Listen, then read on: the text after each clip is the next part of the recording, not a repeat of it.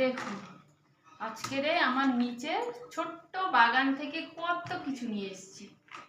এই দেখুন, এই পেঁপেটা গিয়েছি দেখছি গাছের গোড়াতে এটা পড়েছিল, কেউ হয়তো পাড়তে এসেছিল, পেরেছে হয়তো, আর এটা বাউন্ডারির মধ্যে পড়েছিল নিতে পারিনি, গিয়ে দেখলাম এই 2-3 দিনের হবে, কেউ বা এমনি পড়ে যেতে পারে, তো বুঝতে পারছি না। যাই হোক, এটা নিয়ে এসেছি।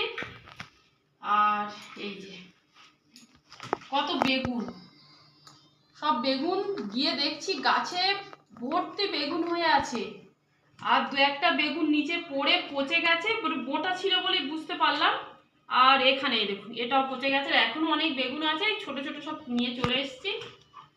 আর ঢ্যাঁড়স দেখছি সব পেকে গেছে, এটা ছোট, এটাও পেকে গেছে, এটাই একটাই ছিল নিয়ে এসেছি।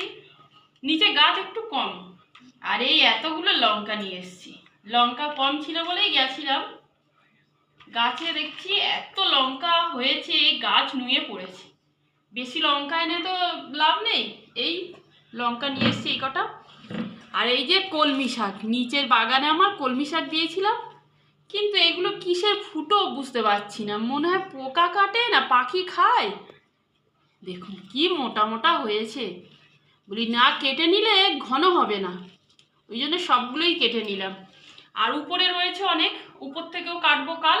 আর হাজবেন্ড কাল কিনেছে, সেগুলো ফ্রিজের মধ্যে রয়েছে, একসাথে অনেকগুলোই ভাজা করা হবে, কেটে আনবো। আরও শাক হয়েছে, ব্যাস এই আমার ছোট্ট বাগান থেকে এতগুলো সবজি এনেছি।